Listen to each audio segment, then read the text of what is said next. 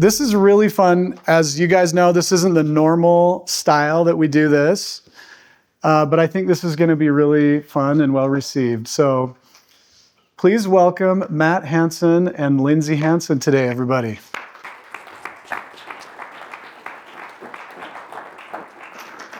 So Matt and Lindsay Hind were married on March 11th in the year 2000. Together, they are the parents of 4 wonderful children, Shay, Audrey, Eliza, and Will. And Eliza is here with us today in the audience. They have a passion for the outdoors, spending time with their family, serving in church roles, and engaging in community service. In their free time, you will find the Hansens at a BYU football game or basketball games, surfing on the lake, traveling, or just hanging out together. In 2002, Matt graduated from Brigham Young University with a degree in economics and a minor in finance and has a passion for entrepreneurship and investing.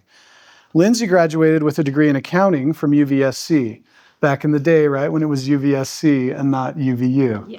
But we won't say when that was. Together, they have raised their family and have been involved in starting up or investing in over 10 companies. Currently, Matt is a partner at Global Stone and Tile, a commercial stone and tile company that provides and installs stone and tile in large government, hospitality, and religious buildings on 4 continents. Is that right? Right. And Lindsay is the glue that holds the family together. When she isn't anxiously engaged in the lives of their children, she's focused on mentoring and advising Matt and keeping him in line. So thank you so much for being with us today. And I forgot to mention, it's almost Halloween, so I didn't ask what you guys are going to be for Halloween. But I'm going to put you guys on the spot here. Do you have a favorite Halloween costume from years past? Or what are you planning to be for Halloween this year, if there's been any sort of family Halloween-themed costume? With only one kid at home, we are kind of past the Halloween play stage. I'm sure it might come back when we have grandkids or whatnot, but no costumes this year. I've got a favorite one. It was from the Up. I've got a youngest son, and he was, what were the characters' names? I'm trying to remember. Russell. My son, when he was like 3, was like 2, Russell, and made a cane, and I got to dress up as the old man and carry balloons around. That was pretty cool. But that's awesome. It was freaking awesome. Actually, the funner ones, though, are when you sit on the porch in like a gas mask and like a mannequin, and you look... Act like you're dead and then jump off. She won't let me do that anymore. Okay, we're already getting a little view into your marriage here a little bit. This is good. So take us back before 2000, before you guys got married. How did you meet? I'm going to let you do that one so I have a chance to correct. It's supposed to be the opposite. I think you're supposed to go first. Well, I do want to start with, just because this is an entrepreneur class, I grew up in a family where my dad worked for the same company his entire career. He just barely retired a couple years ago. And so steady income, steady salary, nothing up and down. It was completely reliable always. In high school, I dated a guy where his dad was more of an entrepreneur or a business owner, and it was roller coaster for their family. And I heard stories about what they went through, and I thought, there's no way I'm ever marrying a guy like that. So let's preface it with that. Famous. So Matt was serving an LDS mission and got home in July of 99. And 98. 98. It was 99. Really? Yes. Oh, it sounds way worse. Okay. So he gets home in July, and his mom, Matt is a diehard BYU fan, bleeds blue. And he was going to the Y, and his mom wrote him a letter and said, I really feel like you should go to SU to be with your sister. I really think she could use some of your mentoring now that you've switched your life around and you are going on the right path, got some direction. And he fought it, and then he said, all right, fine, I'll go to SUU. So he decided to, I was already there.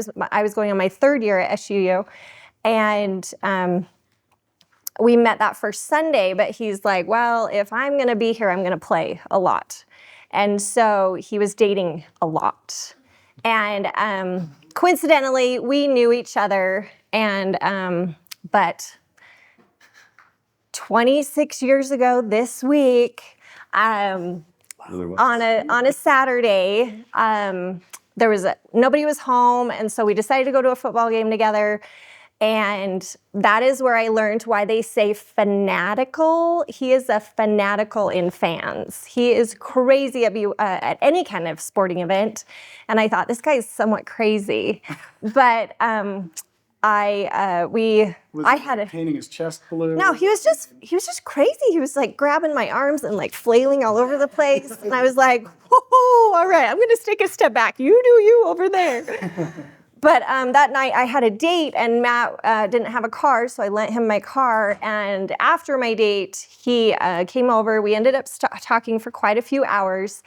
And then he asked me to save him a seat at the event the next night. It was like a church fireside. And that's when I knew I liked Matt, because he walked into the fireside with my date from the previous night. And I thought to myself, I didn't know that, by the way. And I thought to myself, I really hope he sits by me instead of my date, which was great. So that's when I knew I liked him. Anyway, the next morning we had the day off because I don't know, these rural schools, they do like the hunt, like you have breaks for the hunt. We don't get a break, but some students just take a break anyway. They do. Yeah.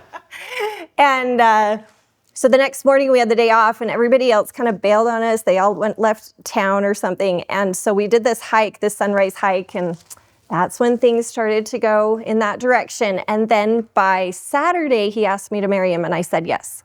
So that is our story. And I'm telling you, the conviction. 1 week. And now it's on video. Yeah, you can't get out of this. And your daughter's here anyway, so she already knows. We told her, don't do what we did. But still, 26 years later, the conviction that we living the both dream. received and felt at that time was so strong, and it has gotten us through many highs and lows, many good and bad, and has gotten us to where we are now. So, wow, great. yeah. I have a feeling there's Okay. going to be a couple questions that come at the end regarding that. But Yeah, they might have nothing to do with entrepreneurship. It's all right. We're here. Yeah, anything to add to that? Absolutely not. I like her. I don't want Okay. to sleep on the couch. I think that was Okay. a good rendition. Smart man. So how cool is it though that you're a BYU diehard BYU fan, and you ended up going to SUU, Correct. and that's where you guys met. Uh-huh. I mean, there's something about sort of unplanned accidents, happy accidents in life, right? That definitely your marriage is one of those. I think a really great analogy to that, like if you've got a destination in mind and you route it through GPS will tell you a course, but the truth of it is you can get off the freeway, go get gas. You can take a deviation to sightsee. There's a lot of ways to get to a destination. And I think that's a perfect example of it. So, Yeah. Don't be scared great. of deviations. Don't be scared of deviation. That's great. Okay, so why don't, Matt, you bring us up to speed a little bit on your career and kind of, help us get to know you a little. I appreciate that. Okay, so I'm actually really excited to be here, guys. I hope I don't put anyone to sleep, and I'll kind of look out and maybe throw something. We'll get a little pen or anything. But I remember being in school and being in your shoes and being excited, wanting to get life off the ground, wanting to get married, have a family, and just kind of get to the next level. I hope you leave today with wind in your sails. Like, you're at a really good spot in life.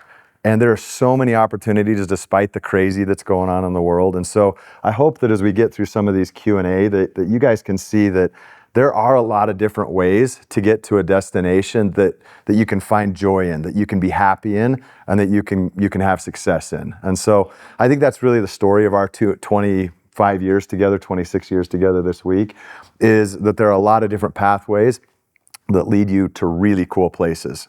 And so anyway, with that, our story is really one of that. I mean, really, that's the foundation of it. I started school, economics and finance, not really knowing where it would take me, but knowing that I wanted to own businesses. I owned lawn mowing businesses, I did services, window washing, all sorts of different stuff, primarily because it made me more money than doing chores for my parents, who would pay me sometimes and not others. I don't know if you guys had a consistent allowance. I never really had that. But if I mowed someone's lawn, I knew that they'd give me a $20 bill at the end. So I mowed as many lawns as it took to get the money to do the things I wanted to do. And I started learning the value early on in, junior high and high school years that that if I want something, there's a pathway, but I've got to think a little differently maybe than what my experience has been up until that point. I get home, I go to school, I come out with a degree, and I go to work for a private equity firm, Leucadia. They were focused on distressed industry. And the reason why I chose to go into that career is because I knew that I didn't know hardly anything. It's one thing to go and mow a bunch of lawns for someone, but if you want to build a business and own a business that's meaningful, that employs a lot of people, that achieves whatever goals you have, you've got to learn. You've got to be a relentless learner. And so I went and joined this group, worked there for 2.5 to 3 years, and got exposure to everything from banking and portfolio valuations on consumer loans to distressed acquisitions. So we did a lot. That private equity firm bought a lot of distressed companies that were in bankruptcy. We'd buy them, we'd go to the auctions and either sell off assets or merge them with another company, and just tried to find ways to pick up companies at a discount. I learned a ton about operations. I learned a ton about networking. I learned a ton about financing, not just typical finance like you think financing, walk into a credit union or bank, but how to use the public markets and private markets, how to raise money with venture capital, how to go to angels, how to bootstrap. So I learned a lot in those few years. And then after that, I took an opportunity to go down to Arizona, and with a friend of mine that I met there, we started a company called Pillar Financial, with the idea of helping people out of financial distress, because there was a lot of this is the early 2000s, like 2004 or 5. There were a lot of people in bankruptcy. There were a lot of turmoil in houses, but we recognized that consumer spending was kind of an addiction. And so we built this online program that was going to be a budget tool to help them get out of their current situation. And then we'd help them use their house and a number of other services, and then use our technology to generate leads to create this business while helping consumers generate revenue. Anyway, there was kind of a cool idea. But then we get that company up to $5 or $6 million a year, and it's doing about 30 to 35% profit. So we're like, okay, 10, 12 months of building out the tech, testing the model. It's working. We're starting to get traction. And then the financial crash happens. Lehman Brothers goes out of business, and within 30 days, our business was over. We didn't get our Series A funding. A lot of stuff, just house values dropped, so people couldn't access equity in their homes to get out of their tough situations. And so the market goes into turmoil, and we're down in Arizona having overpaid for our house relative to the new value given the market.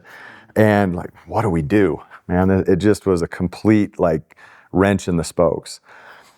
We ended up moving back to Utah, closer to family, so that we could get a little support there. Started a mortgage company because I saw an opportunity coming out of private equity and seeing how the markets worked. Saw an opportunity to go in and offer a mortgage product, technology-based, that eliminated the loan officer. So there's all this money behind the scenes that funds mortgages. And then there's a pricing model that basically determines what your interest rate will be, how much points you'll need. And then they've got these loan officers that will sell you on different programs and make commissions.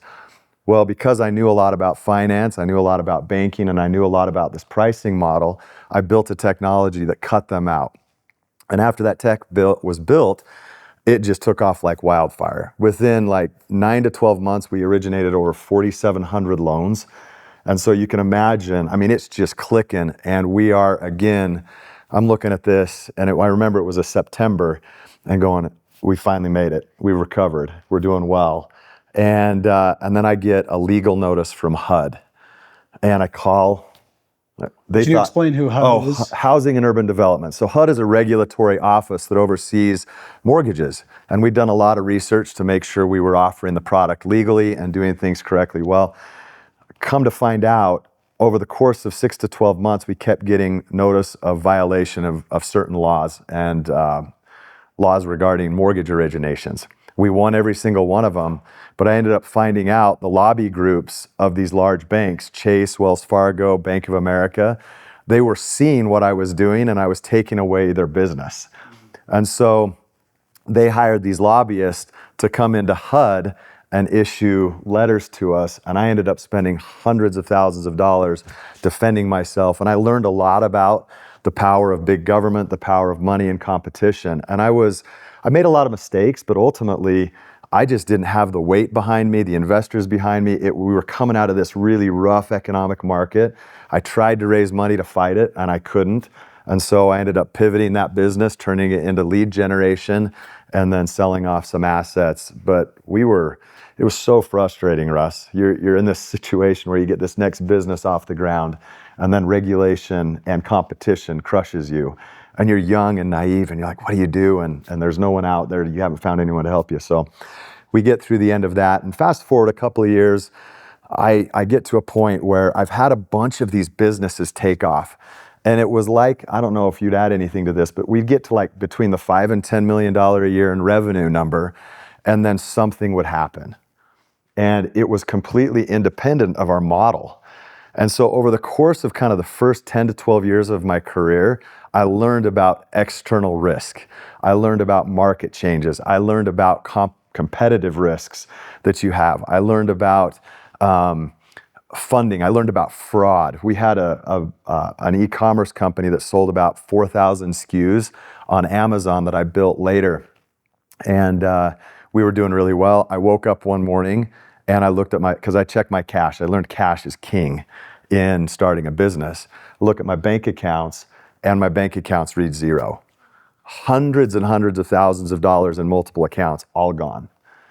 And come to find out that Amazon got hacked by someone in the Ukraine. They got all this bank information, and they used a straw account for some old 95-year-old in North Carolina, got his information and transferred all my money to his account, and then took it to the Ukraine. And there was nothing I could do to stop it. So you've got this business that's doing about 11, 12 million a year, 10 to 15% margins. So it's not high margins, it's high velocity, but we were to a critical point where we were making enough money to have working capital. But if you lose $500,000 overnight, and then the worst part about it is we reported it to the FBI. The FBI and Amazon shut us down for a month and a half while they investigated to make sure we weren't money laundering and to try to do all the backdoor tracing to figure out where the money went. That's what really killed us, because we lost a month and a half of revenue. So about $1.5 million to $1.8 million in revenue, plus the money that was stolen from us. So you do the math on a $10 million business at 15%, you're going to make $1.5 million a year in profit. So we lost in the course of 6 weeks, 2 years worth of profits. And so the business kind of takes this nosedive. And so I talk about some of these experiences, like we learned a lot. We've been through all of these deviations and destination rerouting because of external risks completely unrelated to the model. So Matt, I want to pause you there for a minute. Yeah. And before we get to, kind of currently what you're doing. But Lindsay, what was this like for you? Because you just explained that you came from a family where everything was stable. And then you married Matt. And then you had this experience in Arizona where now you're living in a house that the value has totally gone down. Yeah. So then there's another business with this competitive fraud. There's another business with the Ukraine. I mean, tell us what it's that was like. When are you going to catch a break?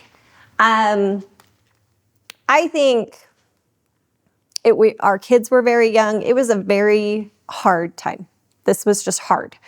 And after now being through what we have gone through, entrepreneurship is completely what you would not expect. You cannot compare yourself to anyone else because you might have a crumble guy down the street that just did it in, what did he do? In college or whatever? Like, what the heck?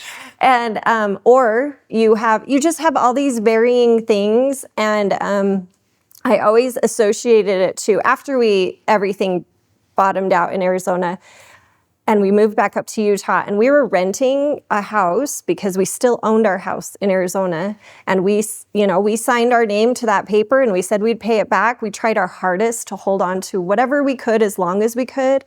So we're renting in Utah, and I felt like we were in a flight pattern that was never cleared to land. So we were in a temporary space for about 7 years. And every time you thought, oh, they're calling it in, the clouds have cleared, you're gonna go in, something would just whack us back. And it was a roller coaster. It was a hard, hard roller coaster. And while you want to tell yourself, I'm trying to learn these lessons in the moment, I'm trying to keep the big picture in mind, day to day, it was hard. It was really hard. And yet you keep living every day to the best that you can. You don't give up, and you keep looking for other ways to make it succeed, because you think you know it'll all work out in the end, but you don't know it will. And in those years, we didn't know what was ahead of us at all. But we definitely experienced what we viewed as the bottom. I know it could get lower. We always had a home. We always had family around us that helped. But we felt like we experienced the bottom. Our pride was gone. That's not even money. That's just pride. That's not even talking about the money. I at one point became a realtor so that I could try to actually make more money on the mortgage side of people that were getting loans outside of Utah, just like and so while I have this newborn and in between his naps, I'm getting my real estate license. And so you, as Matt would say, you bootstrap, you use whatever you can and you get through it. And I don't know, we have a why in our lives, and I feel like that why got us through the hardest parts and kept us going. So having a why in your life is the biggest one. Can you share a little bit more about what is your why? What you want to know, ours particularly? Yeah. We're very religious. We believe in God, and our why is to live on this earth the best that we can, to live a moral, virtuous life of trying to give back to the community, to build others around us. But in the end, we love God and we love our neighbor. And if we can keep those two strong things going, money doesn't matter. And so if we hold strong and stay honest with that, our why, even though it's not easy, we always went to bed at night feeling our best. Yeah. There's something about that, Russ. I mean, you look at it, and having a why, a personal why or a personal vision behind what you're doing gets you through failure.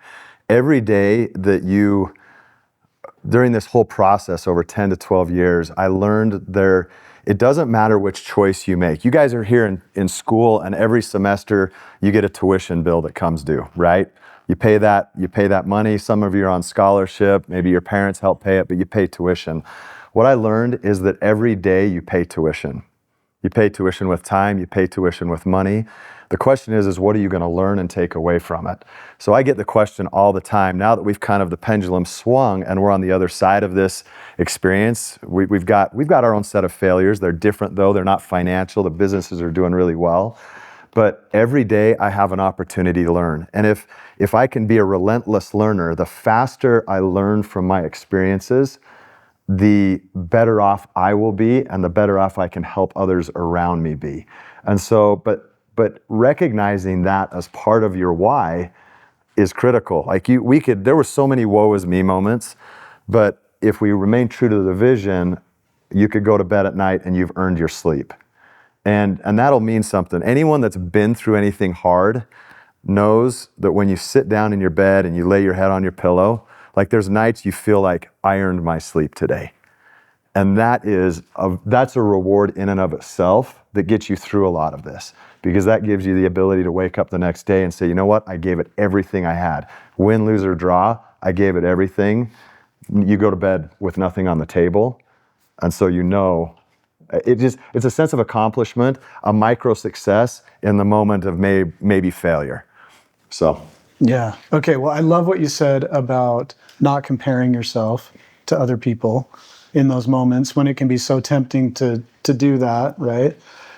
And so, Matt, I want you to catch us up to date. But before that, I want to ask you specifically, what did you learn about yourself as you were going through these moments that could have been termed failures?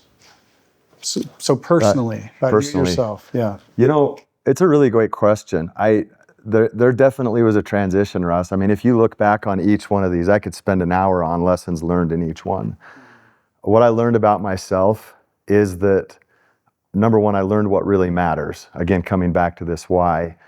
But more importantly, when I learned that my character is such, I'm a competitive individual by nature, but what mattered most to me in the end was that I lifted and helped other people around me. And if that was my motivation, then I could get through anything, right? There's the first failure that we had, I chose to leave private equity and do this startup in Arizona. I was mad when that failed. Like I was venomous. Like, does that make sense? Like, when you get to a point where you've had an interaction where people like, how unjust for these massive banks to just crush me, to use the legal system, to use government, to use, like, the government's supposed to be on my side, right?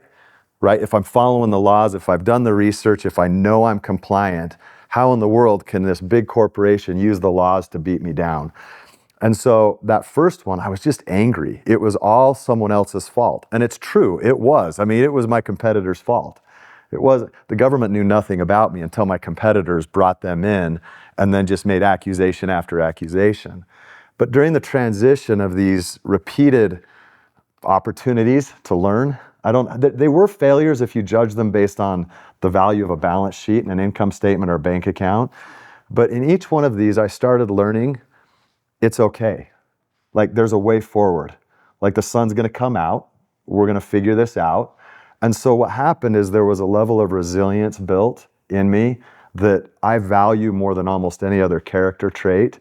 And it's created a steadiness in what can be a very stormy career path. Like, when you're starting companies, I go to work and people from the outside look. We're bumping on close to $100 million in revenue and pipeline.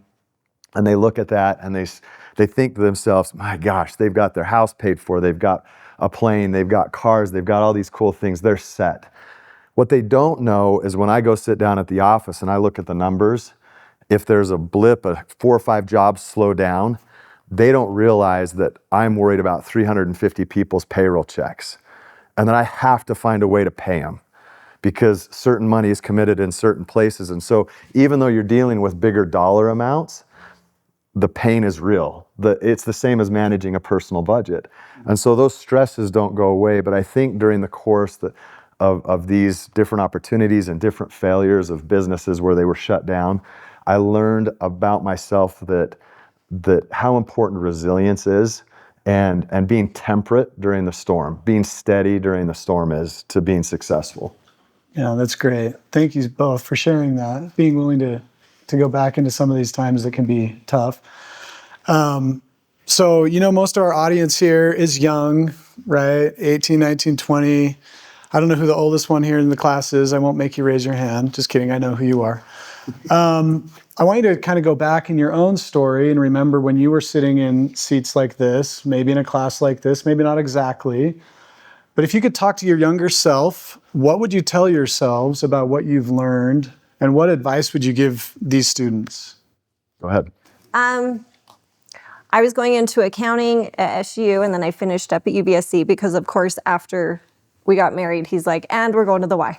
And so that's why I finished at UBSC. Luckily, they had a 4-year accounting degree. And right before I met Matt, I had a...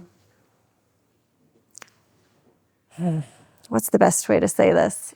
I was concentrating so much on what I thought people thought my life should turn into, or what people had told me it would turn into, that I was so fixated on it being one way, and I only saw that one way. And that summer, right before we met, nothing was happening the way I thought it would.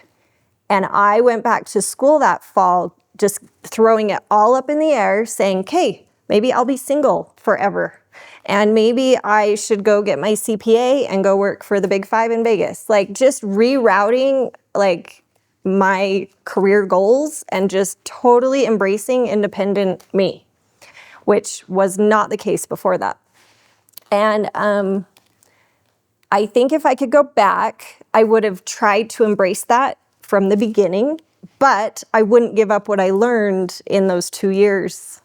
I don't know. It's hard. It's hard. You want to save yourself pain and agony and sadness, but at the same time, you don't value those things unless you've been through those things. Right. We're constantly trying to teach our kids, we got to let you feel it in order to grow from it. And so I guess the only thing I would go back and tell myself is accept what is in your path instead of fighting it so much and trying to make it what you think it should look like, and just experience and live what is, and just embrace your reality. And it can be great too, because I mean, looking back at the last 26 years, I never could have seen what this would do. And there were a lot of hard times, but there's been a lot of great times too. So, Yeah. Thanks. I think that relates too to what you shared earlier about learning to not compare ourselves to other people or the version of our life or ourselves that we think it's supposed to look like, right? oh yeah. Matt, what about you? My mind's full of all these different things. I got to hit on one before I forget it, because truly it honestly it's such a core value to me, and such an important lesson that I learned through this, and this may not be as relevant yet, but I promise you it will make a difference. I don't know if you've got boyfriends, girlfriends, if any of you are married in this room. One of the biggest mistakes that I made and lessons that I've learned is that I tremendously undervalued her. And that's the reason why I suggested to Russ, I said, look, I'd like to bring my wife with me, because her perspective plays such a paramount and important role in our journey, that for me to come up here and like beat my chest and say, okay, we've got a company that's knocking on 100 million, we've got this, that, that's not the truth. Or it's the truth, but it's incomplete. The reality is this woman right here is my most important partner. Everything we do now together, we talk about. Every major decision we talk about. And what happened early on is when I was sleeping under the desk at night or working till 3 a.m. trying to solve problems and bringing partners in or traveling the country and trying to close a deal, what I found was I got so exhausted and I was so in the details or in the forest that when I would come home and we would interact, number one, I was exhausted, and trying to share what was going on when she asked me how my day was really, really tough. And I just wanted to be done. Like, you're through the finish line, you don't want to go run another marathon or rehash it right yet. But number two, I think I didn't think of her as less. Her experience, she couldn't talk in the same settings that I could at the level I could. Does that make sense? Like, she couldn't go into a business meeting and understand the lingo, because she couldn't understand the balance sheet and financial statements and the transactions we were trying to do. And so it wasn't that I considered her less. It would be like a high school senior trying to talk to a freshman. And it's like, you can talk in casual ways, but I didn't think at that moment early in our marriage for at least 10 to 15 years, I really struggled with this, I didn't think that she had anything to help me with. I didn't see the value that she could offer. And so the most important lesson I've learned is when you get married, when you have a partner and you go down this journey together, open up to each other, because what I found is that she had a sixth sense that was completely unrelated to the degrees I had or the conversations I had. But I'd share with her an investment idea, or I'd share with her an interaction. And she would either say things like, you know what, I think you're taking this a little too hard. Take a breather, go back, look at it this perspective, and she'd give me a new outlook. Or in certain cases, she'd just say, I don't feel good about this. And most of the time, she was right. And there was something there as we continued to pick up rocks and look under or do our due diligence that we found it wasn't right. And so when you pick your partner, your life partner, be loyal to them and invite them in, because by not only did she enhance the business, but the worst part about it was by not bringing her in, I kept her in the dark. And that is a really hard place for someone to be that's your partner. And you'll understand that as you start having more relationships and as you get married or have families, but bring them in, because keeping your partner in the dark will create more stress and strain on anything you do. And when I started bringing her in, early on it was like, I have time with the kids, I need help with this, I need help with that. But when I brought her in and she understood what I was going through, the hours I worked were no longer an issue. She just realized, gosh, he's under this pressure. So there was a perspective we both got, and our marriage got a lot better, which made our business a lot better. Does that make sense?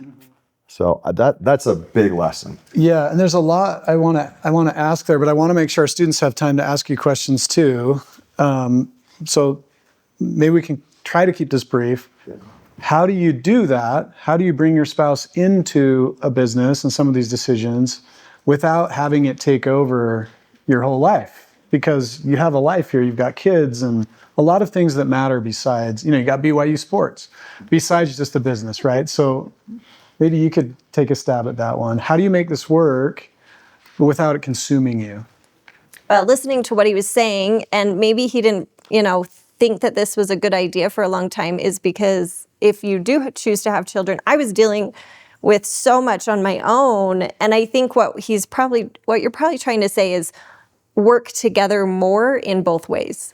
Because I think we're trying to this is my job, this is your job, and we were doing it more independently than team-wise. So maybe if we had seen the team effort more closer up. I also think asking each other, do you want to know about this? Matt's partner, his current business partner, his wife wants to know nothing. And so knowing what the other person wants to know, what they are capable of knowing, or what they can handle. I also know that his partner's wife, she gets so worried about every little thing that if she knew everything that was going on at work, she'd worry nonstop. Where I'm okay with it. And so knowing limitations of each other. I protect her from still, by the way. Still a filter. Thank heavens. There's still a filter. But I don't know. I think just talking to each other, having open communication, and then also being on board with each other. I never doubted for a second that Matt would not provide for us somehow. And when the years were really hard and bad, I remember him saying, if I have to go work at McDonald's, we will do whatever it takes to put food on the table and feed our kids and care for ourselves in the most minimal ways if needed. He would never desert us. He would never go crazy and just give it all up. I don't know. But I had so much confidence in his ability to care for us that that was never in question. And I think that just was a key, or just a key thing for me, knowing at the end of the day, I know we will always be okay. We're not going to have the piano lessons and our kids aren't going to do all the things they wish they could be doing when they're young. But at the end of the day, what's most important is that you have a safe place and you have your basic needs met, really, and understanding that that's totally okay too. But I think us working together as a team, a lot of these things taught us that. So, yeah. Yeah. Okay, well, in interest of time, we've only got a couple minutes left. I want to open it up to students and see if you guys have any questions for the Hansens. So were you guys engaged right away? I'm not kidding. That First Saturday, question. he asked me, and I said yes. And that night, we went ring shopping with both sets of parents. You were both down. Both your parents were down for it, So his parents got engaged in 2 weeks, so they were pretty quick. My parents, I'm not kidding you when I say there was something different that just descended on all of us, and I'm not kidding. Because in order for me to say yes, the first thought I had was on Wednesday, and it said, there was this thought that if he asked you to marry you, you would say yes. And I was like, oh, heck no. No, I'm not going to say yes. But something different was in the air, if you want to say. And so when we told my parents, for some reason, they both felt, yeah, we're okay. We're okay with this. So, yeah, it was crazy. It was crazy. We got married in March after, it was the very end of October. So we did have a few months, but yeah. Yeah, Jill. You said you started up 10 companies. How many are you still running? So that's a great question. We've got 3 really that were our full-time operating entities, and there's a close correlation between them. We've got a residential countertop company that has fabrication. We've got 20,000 square feet of warehouse that we run. And then we've got a larger company that imports and exports construction materials from a variety of places around the world. And then we've got Global Stone and Tile, where the bulk of our employees are right now. So they support each other, but they're all. They do. And there's a real power in that, because by having one really strong entity, that can bear a lot of the overhead. So you can work kind of part-time in these other organizations, and with a shared service center, you can share accounting and tax and business development, cross-contaminate or cross-pollination between relationships. And if a project doesn't fit into this, then it can go here. And so those have been bolt-ons to really enhance profitability. But there's other stuff that we've done in different industries and investments that are going as well at the same time, but those are passive. Well, I want to give you the last word. Is there something that you wish you would have shared in maybe 30 seconds or less that you feel like you want to leave with these students? One final thought. Okay. I just want, if I could give myself one, I'm trying to put myself in your shoes, and the one takeaway I would have from this class that I want you to have is have an abundance mentality. It's so easy, based on your limited finite experiences in a limited geographic area with limited cultures, to put yourself in this box. Because we're creatures of repetition, meaning we oftentimes do what we see other people do, and there's value in that.